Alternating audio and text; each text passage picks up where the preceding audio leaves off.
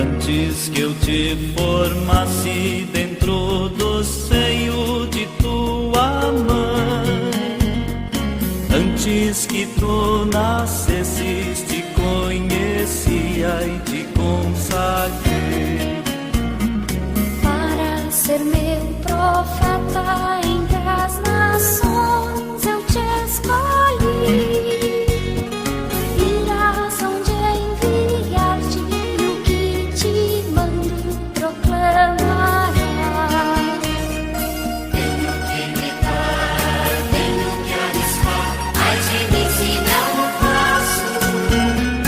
Como escapar de ti, como calar se todos há de morrer.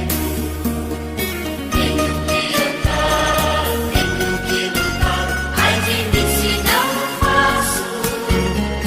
Como escapar de ti, como calar se todos há de morrer.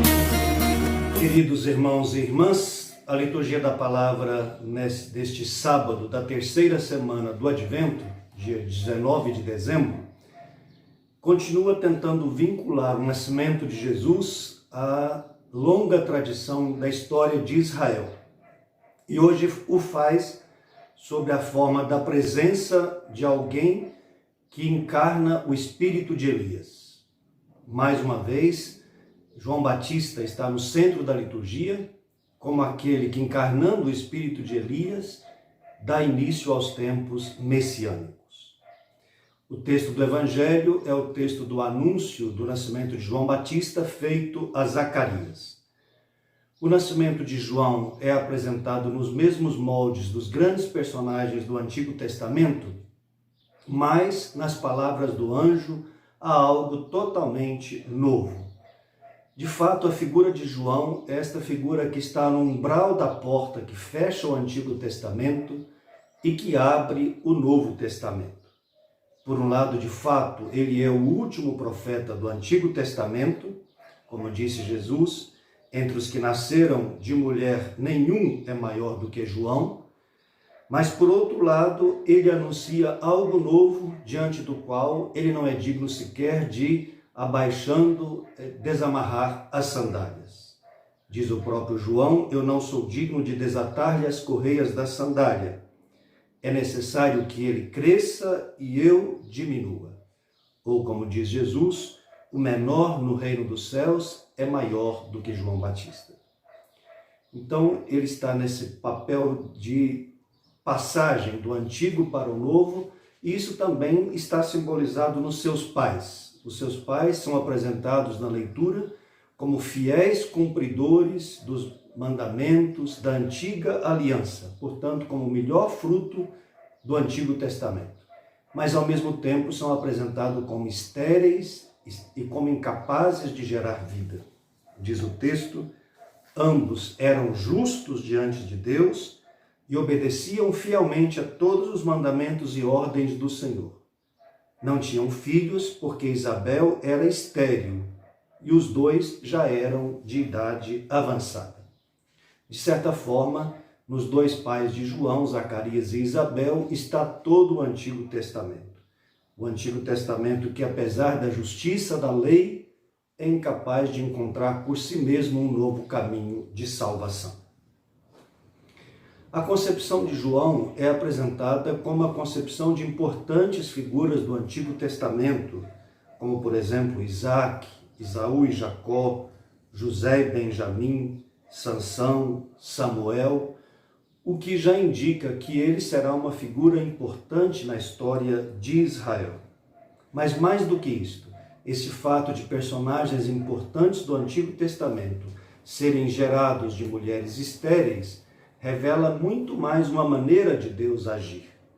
Como diz São Paulo na primeira carta aos Coríntios, capítulo 1, Deus escolheu o que é loucura no mundo, Deus escolheu para confundir os sábios. O que é fraco no mundo, Deus escolheu para confundir o que é forte. Aquilo que no mundo é vil e desprezado, aquilo que não é, Deus escolheu para reduzir a nada o que é, a fim de que nenhuma criatura possa orgulhar-se diante do Senhor. De fato, a esterilidade na tradição bíblica era considerada uma desgraça, né? E o fato de que Deus escolha nascer de mulheres estéreis revela então o grande amor de Deus pelos pobres, pelos excluídos, pelos desprezados. Então esse é o sentido da concepção de João. O anúncio do nascimento de João Batista feito a Zacarias segue a mesma linha do que ouvimos ontem, o anúncio do nascimento de Jesus feito a José. O acento nos dois casos está colocado no dar o nome. Como eu expliquei ontem, dar o nome significa tornar-se responsável por. E o nome na tradição judaica é algo muito importante. O nome significa a vocação e a missão da pessoa. E neste caso, João Batista significa Deus tem piedade. Deus dá a graça. Deus agracia. E de fato, Deus dá a graça a Isabel, que era desprezada e sofria vergonha por causa da esterilidade, não poder ter filhos, mas isso significa também todo o cuidado com todo o povo de Israel, sempre submetido e dominado por outros povos. A palavra final do Evangelho de hoje, na boca de Isabel, representa bem todo o Antigo Testamento diante de Deus. Eis o que o Senhor fez por mim nos dias em que Ele dignou tirar-me da humilhação pública. Fazendo Isabel uma mulher estéril, Deus a tira da humilhação pública, da vergonha e da confusão, e assim também simboliza todo o povo de Israel socorrido por Deus. Mas o que o texto quer realçar realmente é a grande missão de João Batista, que está diretamente vinculada com a chegada do Messias. O texto diz: ele virá formar para o Senhor um povo preparado. Por isso mesmo, o grande trabalho de João Batista será fazer um anúncio de conversão. Continua dizendo o texto: ele irá reconduzir o coração dos pais aos seus filhos e conduzir os rebeldes a pensar como os justos. Em vista desta missão de preparação para a chegada do Messias, o João Batista é apresentado como aquele que é vocacionado desde o ventre materno, como muitos outros personagens do Antigo Testamento. Sansão, Jeremias, o servo do Senhor de Isaías 49, e esses personagens consagrados ao Senhor desde o ventre materno são chamados na Bíblia de Nazir, ou seja, aquele que é consagrado a Deus e que tem uma tradição alimentar muito própria. Não se deve não se deve tomar bebida fermentada, não se deve comer comida impura, diz Números 6, 3, 4.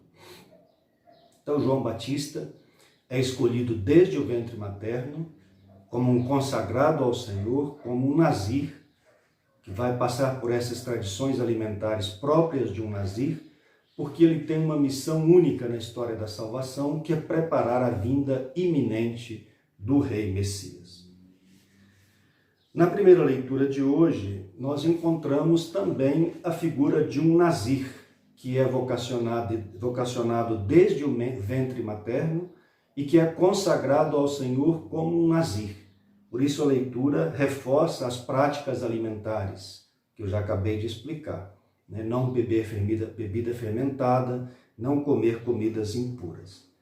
Também Sansão é apresentado como tendo uma missão muito especial na história de Israel.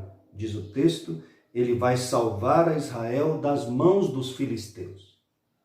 Ainda que historicamente isso não tenha acontecido, porque mesmo tendo desempenhado um papel importante na luta contra os filisteus, não é Sansão que vai dar fim a essa batalha com os filisteus. Entretanto, o principal é apresentá-lo como um homem que age com a força de Deus. Ele é apresentado muitas vezes assim, com elementos até anedóticos, como um homem que realiza grandes prodígios, com uma força impressionante que vem de Deus. O acento principal do texto é que a força de Sansão vem de Deus e e o seu próprio nascimento de forma maravilhosa, miraculosa, também vem de Deus. O Salmo 70, 71, que nós ouvimos hoje, também fala de um homem que é consagrado ao Senhor desde o ventre materno. Diz: sois meu apoio desde antes que eu nascesse, desde o seio maternal o meu amparo. E essa figura consagrada a Deus desde o ventre materno expressa total confiança em Deus, de onde vem totalmente a sua força. Sede uma rocha protetora para mim, um abrigo bem seguro que me salve, porque sois a minha força e o meu amparo, o meu refúgio, proteção e segurança. Sois meu apoio, sois o Senhor, minha esperança. Em vós confio desde a minha juventude. E por último, então, este consagrado a Deus desde o ventre materno, que expressa total confiança em Deus, diz receber de Deus desde a juventude todos os seus ensinamentos e por isso mesmo pode realizar obras maravilhosas. Diz o texto: vós me ensinastes desde a minha juventude e até hoje canto as vossas maravilhas. Portanto, irmãos, neste dia em que nós refletimos sobre a figura de homens consagrados desde o ventre materno ao Senhor, com uma missão muito importante e específica na história da salvação, perguntemo-nos a nós mesmos. Primeiro, como eu articulo passado e presente em minha vida? Ilumino o meu presente com as experiências passadas?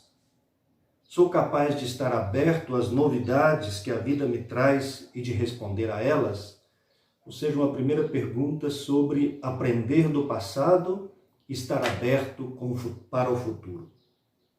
Segunda pergunta: que lugar dou à preparação dos acontecimentos e tarefas da minha vida? Dedico tempo e energia para preparar bem as coisas que faço? Aqui nós estamos vendo a preparação do nascimento do Messias, uma preparação tão bem feita através de figuras como Zacarias, Isabel, João Batista, e como eu me preparo para os acontecimentos, para as tarefas da minha vida. Terceira, tenho consciência de que minha missão não termina em mim mesmo, mas que está sempre direcionada a outros. Tenho consciência de que sou canal de passagem e não término de linha. Isso é uma imagem muito bonita, né? Geralmente Deus nos usa como canal de passagem e não como término de linha. Nós temos consciência de que nossa vocação é sempre um serviço aos outros e não termina em mim? Então, queridos irmãos, desejo a vocês uma boa meditação neste sábado, 19 de dezembro. Que o Senhor os abençoe e os guarde. Amém. Não temas arriscar-te, porque contigo eu estarei. Não temas anunciar